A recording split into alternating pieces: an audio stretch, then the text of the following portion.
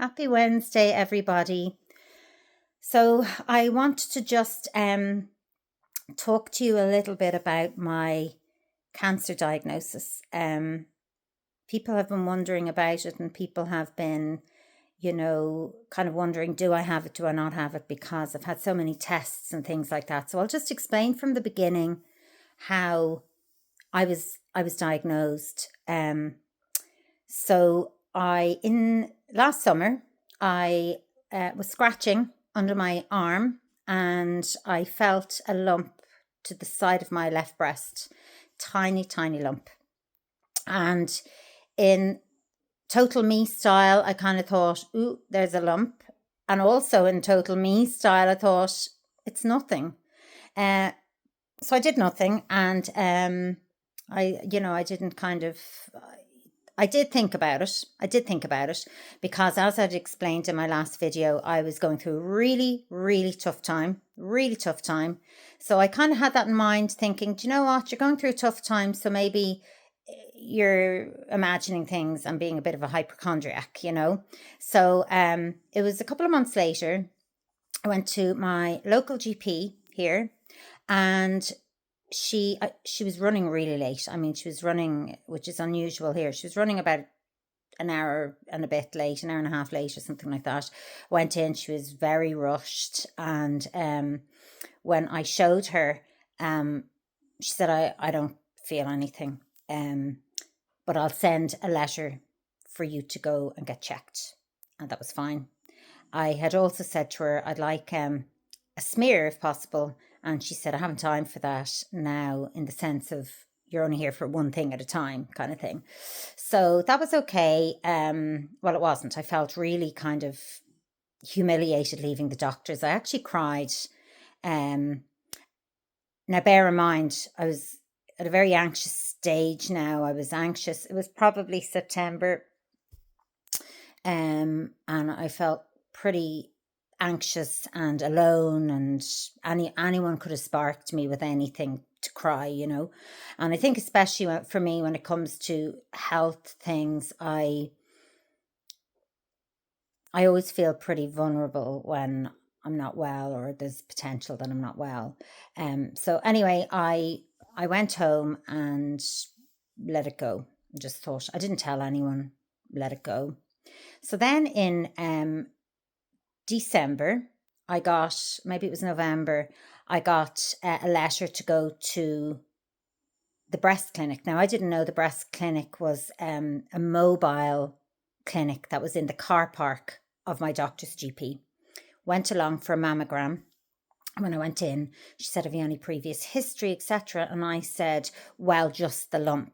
And she said, what lump? And I said, is that not why I'm here? And she said, well, actually, you're here because you have moved to Scotland and you're on our database now.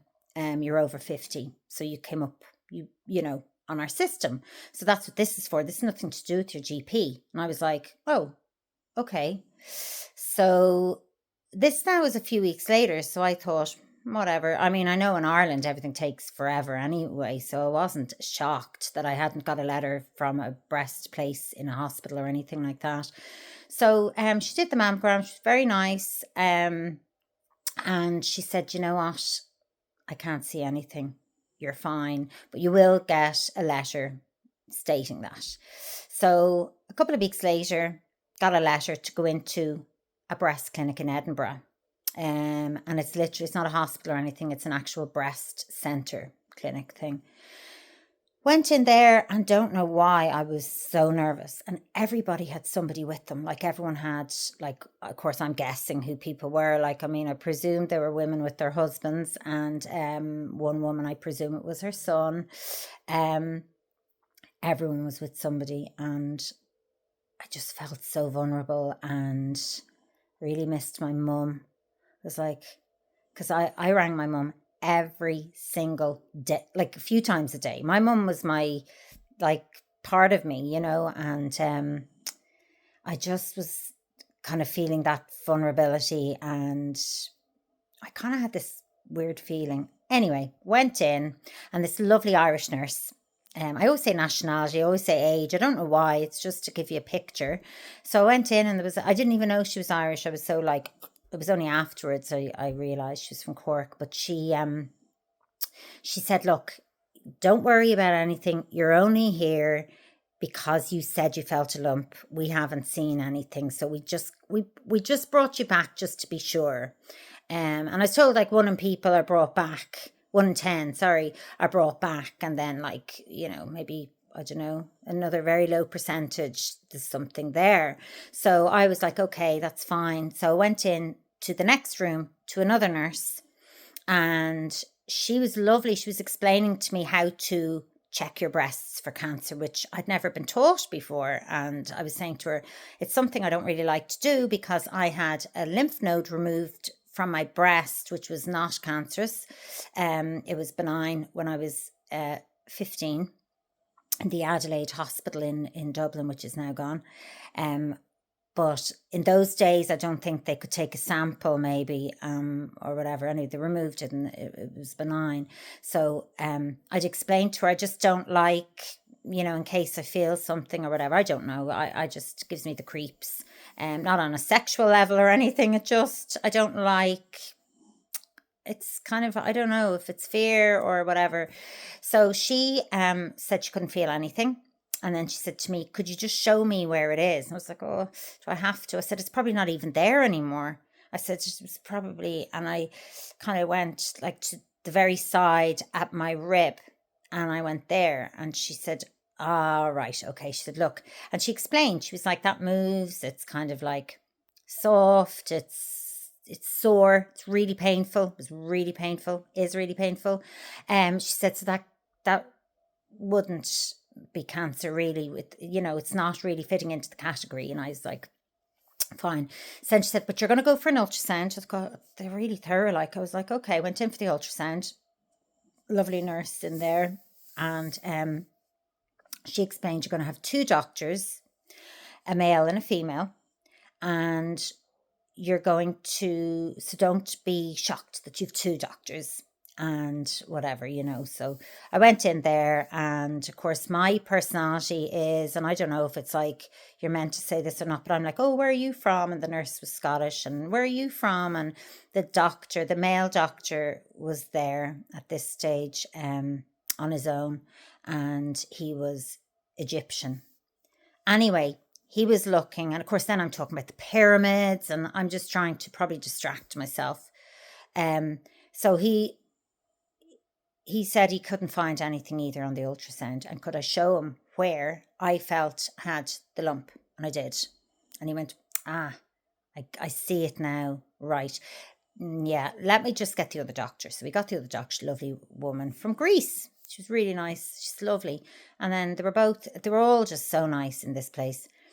And then she saw it and said, I see what it is, but it looks completely normal tissue, tiny, it's fine. Now, at this stage, I'm shaking. They're saying your whole body is shaking. And they read my notes and saw that I had been suffering with complete anxiety, had a complete breakdown the last few months, and was emotionally and mentally not very well.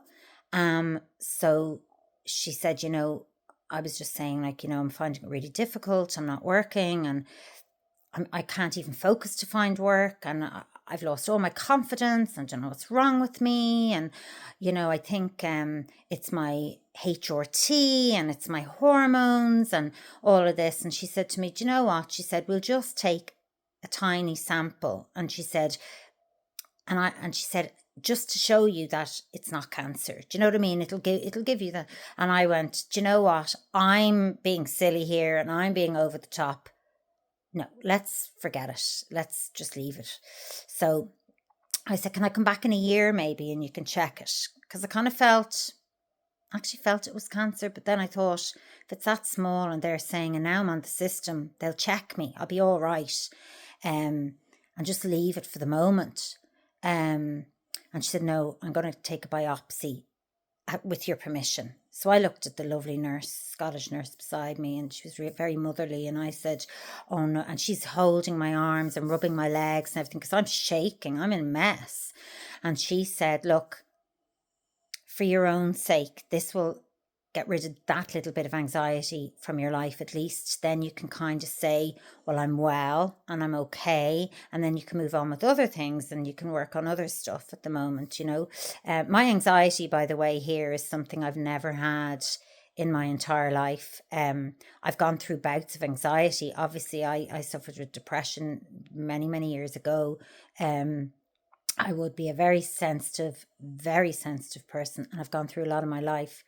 But the anxiety I got here from day one, moving to Scotland, was constant anxiety on a continual basis, every single day for months and months and months and months. So it was taking its toll. So it was like, you know, it was coming out in my body and everything. So now I'm shaking. I'm a little bit emotional. I'm telling them I miss my mom. I'm like a baby. And they said, look, we'll just take, do you mind? Like, we will. And I just said, okay, I'll do whatever you think I should do. And then they told me they were going to put in this chip, this titanium chip. And I freaked out. I was like, no. Anyway, I got it done. It's a breast marker. So when they do the mammogram, or if they operate, they can take it out. They can see where it is. I had to trust them. I had literally 5 minutes to say, okay. Now, thank God they were really good. They numbed my breast, took it out. They took out 4 bits. And she was asking afterwards my name and date of birth. And she had this like thing and the 4 bits like floating around in this like fluid. It was like, oh God. Anyway, do you know what? It was amazing. They put these paper stitches on and they put a plaster and they said, you know, you'll be fine and all the rest. And for 2 weeks not to let water on it or whatever. So that was fine. And then I had to go back in for a mammogram to show that that piece was in there. And that lovely nurse got me a cup of tea and my legs were like jelly. I was literally like jelly. I was shaking. And then the 2 initial nurses, the Scottish and the Irish nurse, and someone else, I think, called me into a room. They said, oh, there you are. Come on in, we'll talk to you. So they said to me, look, you live so far away. We wouldn't expect you to come back if it's nothing. We'll probably give you a call. I don't expect a call 100% because maybe we won't get your results until the day or whatever. But in 10 days' time, I had an appointment to come back in for my results. And they said, look, we'll probably call you because it is far and, you know, we realise it's quite a bit away. And, but you just may not get a call, but you'll still be fine. And I said, okay, fine. So that was on I think the Monday, and then on the Wednesday week, I think I had my appointment, and I went, and a friend came down from London and went in. I went in on my own though, and the consultant from the hospital here, now the actual hospital where I am, I'm with the Western General in Edinburgh. So my consultant now met me there with the same 2 nurses, and I was the last, and I was waiting in the room, and she just said to me, you know, you have breast cancer. You have cancer. And I went, oh.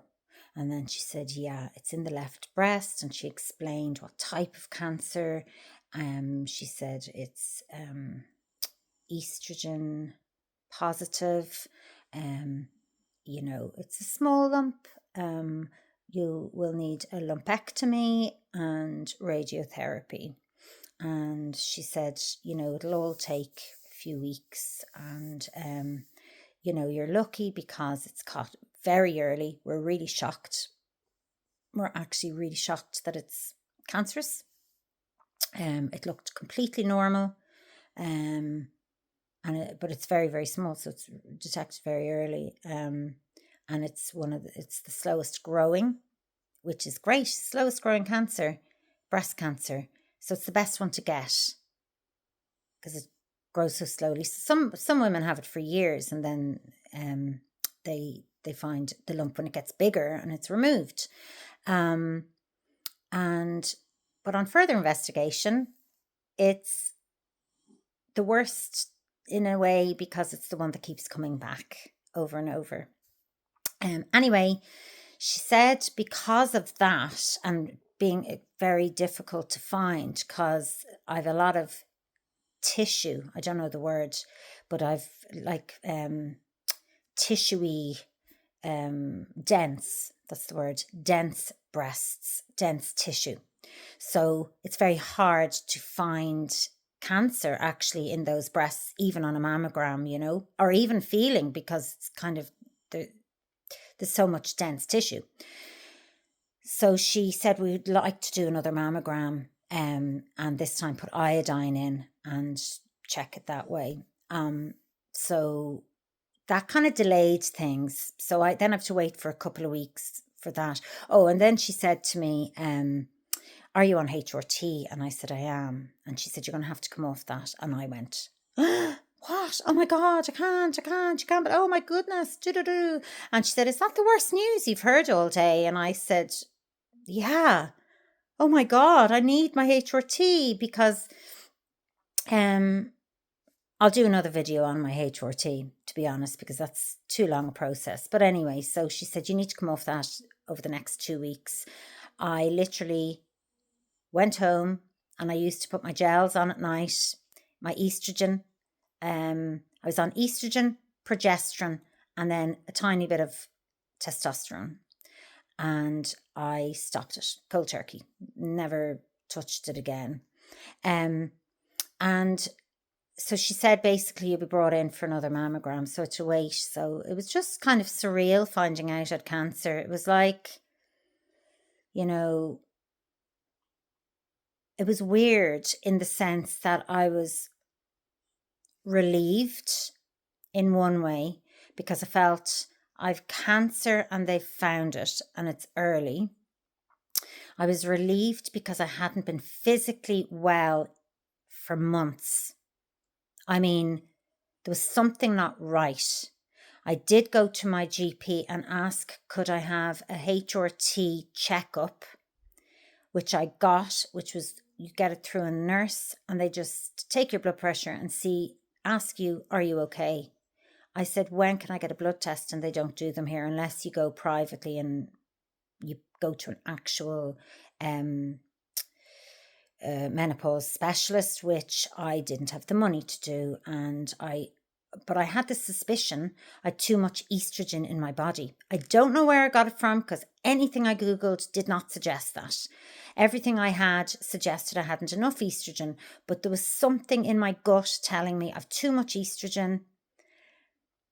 I kept saying, I couldn't remember things. I was very foggy. I was having panic attacks. Now I know I was going through anxiety, thinking about my mum at home and leaving my mother, and now being stuck in Scotland and not being able to go home and not allowed really stay in my house at home, and which would cause friction with my family. And I just felt so desperate. So I know there was all that going on. So, I mean, that's what, GPs were saying, you're full of anxiety, you've a lot of worry on, you've a lot of this, you've a lot of that, you've just lost your cat, which you're grieving tremendously over the cat, which I still am. But there was something telling me there was something physically not right with me. And it was to do with hormones. There was something, I just wasn't right. I was exhausted morning, noon and night. And again, that could have been mental as well, but I just, anyway. So I freaked out about my HRT, but I did what I was told and I came off it. And you know what? I'm not exaggerating. After a couple of weeks, I could think better. I could think straight. Something shifted in my body that made me feel normal again. It was weird. Anyway, so then they did find a second lump, in the same breast. And then that was, I had to go back then after another, I think it was 3 weeks later, I had to go back to my consultant and she confirmed it was just a cyst, the second one. So now, I mean, how many weeks have gone by at this stage? And then they were going to operate on the 16th of March, 17th of March, St. Patrick's Day. And I was all prepared for that. My lovely, lovely friend here, Abby, she took time off work to help me, to bring me to the hospital, to mind my cat and my dog, and then to pick me up and look after me. And so I went into the hospital on the 17th. I actually rang them because I was saying I didn't get an actual letter stating what times should I stop eating, and preparation or a pre-op or anything. And they said, no, you need to see the consultant again. So that was the date. I went in and saw the consultant on St. Patrick's Day, and she just said, no, we're going to do it for the 24th of April. So then my friend was saying, she'd try and get that time off again. But then my consultant said she wouldn't be there that day to operate on me. She'd be around, but she wouldn't be there to do the actual operation. And I think she would have preferred that. Then I get a call from her secretary to say they can do the 16th. Of course, my friend freaks out saying, oh my God, I'm after swapping how many times, but she did. She got the time off. I rang my nurse, my cancer nurse, and I asked her about the medication I'd been put on, because when they found the second lump, even though it was a cyst, they put me on a drug called tamoxifen, which is an estrogen blocker. Usually they wait until after the operation and whatever, but she wanted me on it immediately to block my estrogen in my body. And so I was ringing up to see when should I stop that, because I know it causes blood clots during surgery. So anyway, basically I said, oh, by the way, then the 16th is okay, blah, blah, blah. She said, I'll let the secretary know. You don't have to ring the secretary. That's fine. I said, yeah, my friend can be around for me, etc. So then I went for my pre-op last week. And at the pre-op, they said, so your operation is the 24th. I said, no, it's actually the 16th. She said, no, it's the 24th. I should have been in with her for an hour. I was 3 hours in with her because she was trying to talk to the secretary. She was trying to find out. Anyway, then I had to contact my friend and say, I'm sorry about the 16th, now the 24th, and she had to change work details again. Nightmare. I was like, I live miles away. It's not as if like I can just get a bus or I can get a taxi. Like a taxi be like, I'd say £120 or something, like, a miles away. And then they were suggesting getting a volunteer, contacting people in my village. I mean, ask somebody from your village to mind your animals. And I mean, just the stress of the operation alone without having to think of all that other stuff was just, I was bawling my eyes out. I was inconsolable, whatever the word is. I just felt so vulnerable, and so it was at that moment that I realized how alone I am. How alone I am. And I think it was very embarrassing for me and sad when she said, who's your next of kin? And I didn't know. I picked my friend Abby, who's bringing me to and from, and she's like one of my best friends in the world now. But I just had to think and go, oh, and obviously it was always my mum. Anyway, that just felt a bit like, what happened if something happens? I mean, my friend Abby, like, she'll just imagine them telling her, well, she's died during surgery. What a burden for her to think, okay, what do I do now? It's just really strange, Anyway, which I won't, apparently. Apparently I'm going to live. So that's it. That was it. And so my surgery is next week. I got all my pre-op tests. Apparently I've high blood pressure now. I think that's just stress. I don't know. So that's it. And so they're going to take out the cancerous lump. They're going to take out some tissue around it, test the tissue, and they're also going to take out 2 to 4 lymph nodes under my arm to check them. And if they are okay, that's fine. And if they're not, then they remove all of them. So that's it. So yes, so I've got estrogen positive breast cancer, which is very common. And any women that I meet in a place I go to here called Maggie's, it's a support center in the hospital. Beside the hospital, you can go in. I can bring Teddy, have a cup of tea and a coffee, and a biscuit, and you can talk to the nurses. You can talk to whoever about whatever. And my favorite bit is going in and seeing people at the table having their cup of tea before their treatment or after the treatment, and I'd say to you, what do you have? And they chat. And I've met a lot of women, young women, like I'm talking like 30s, 40s, early 50s, with the same as me. And yeah, so it's very common. And now they're saying, 1 in 2 people have cancer. So I don't know. So I'm also told that, not to blame myself for it, because it feels like I feel like I shouldn't have gone on HRT, even after I did so much research on it, so much, because anyone who knows me knows I'm believe in all natural medicine. I don't like medicine. I don't like, I like traditional medicines and stuff like that. And yeah, I've always looked after myself. I did smoke, I did drink, I did all those things. But the truth is, apparently this breast cancer comes from a few things, and they're things that I haven't done. And if it doesn't come from cancer, you can get it from certain things that I haven't done in many, many years. So it's just kind of strange, but I suppose I blame myself for everything anyway. It's my personality. But I just want to say that for me, getting this diagnosis, I thought it would be different. My world would look differently around me. I thought I would have my family, my siblings around me, my nieces, but I don't. And it's a new learning for me to be strong and independent. I'm very independent anyway, but I also thought that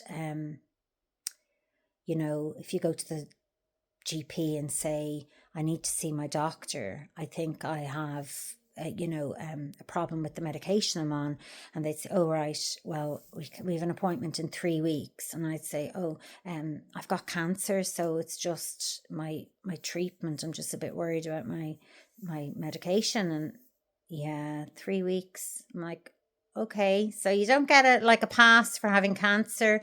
And and I also feel like, again, my personality, I always feel, oh, my cancer isn't half as bad as everyone else's, so I don't really have a right to moan. And I did think initially all the stuff about dying and all that stuff, dying, and what do I do with all my stuff, and where'll I get buried, and what'll I do, and all this type of stuff. And that's kind of gone now.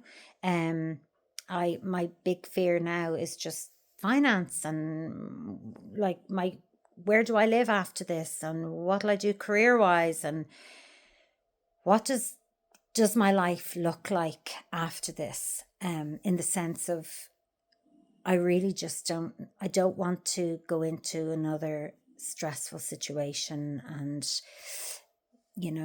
I think stress, genuinely, I think, and the doctors have said to me, all of the doctors have said, your stress could have brought this on. Like they reckon it wasn't as much the estrogen, because they reckon I wasn't on it long enough and all that type of thing. I question that, but they said that one of the big factors of this type of cancer is stress. And I mean, my body has not had any moment of peace for months and months and months. I'm peaceful. I'm trying to be peaceful since my diagnosis. So anyway, thank you for listening. I just hope that makes it clear to people who want to know. And I'm sending you lots of love, and thank you for all the prayers and all the thoughts and comments and everything. It really, really helps me.